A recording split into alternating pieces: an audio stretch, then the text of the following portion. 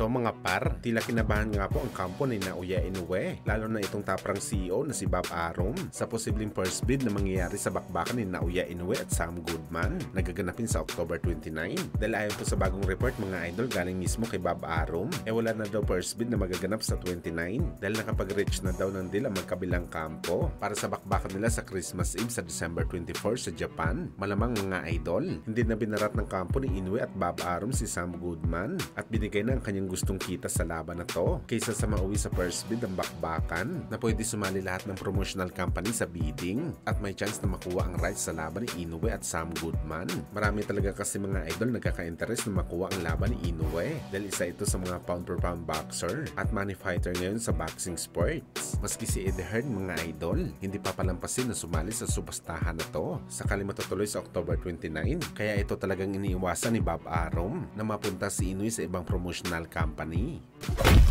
Samantala matapos nga po sa kalagitnaan ng issue sa angas ng Pinas General Casimero na iniwan na daw siya ng kanyang Japanese promoter na si Masayuki Ito dahil sa hindi na daw nito kaya mga idol ang mga pambabash ng mga kababayan nito sa Japan kay Casimero na pati daw siya mga idol na dadamay kung saan nagbigay naman po mga idol si Cuadro Alas ng papyaw sa naging komento niya sa isang boxing fan. Ano yung mga idol? Pupunta na lang daw ito sa Golden Boy promotion ni Oscar de la Hoya. Well, hindi natin alam mga idol kung totoo bang sinasabi dito ni Cuatro Alas o isa lamang ito sa kanyang mga hype. Alam naman kasi natin mga idol na sa Amerika lamang ang mga laban ng Golden Boy at alam po natin na merong konting problema si Casimero dito na lumaban sa US. Meron naman niluluto na laban si Oscar de la Hoya sa Riyadh season ni Turki Al-Sheikh na gaganapin ang bakbakan sa Saudi pero ang pinapalaban niya lang dito mga idol ang kanyang mga pinakamamahal na bata lamang. Bagamat abangan pa rin natin to mga idol, malakas naman ang manager ni Casimero, baka magawan din ito ng paraan na lumaban ito sa US.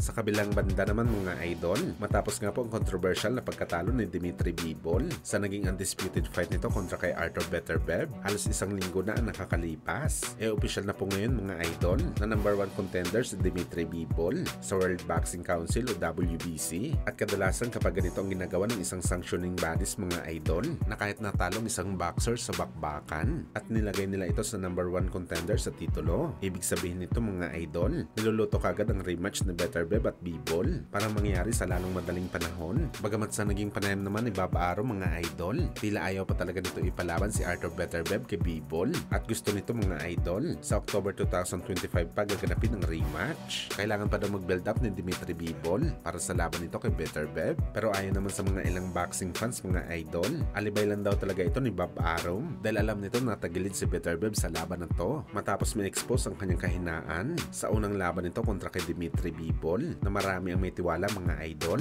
na ang Russian fighter dapat ang nanalo sa bakbakan na yon.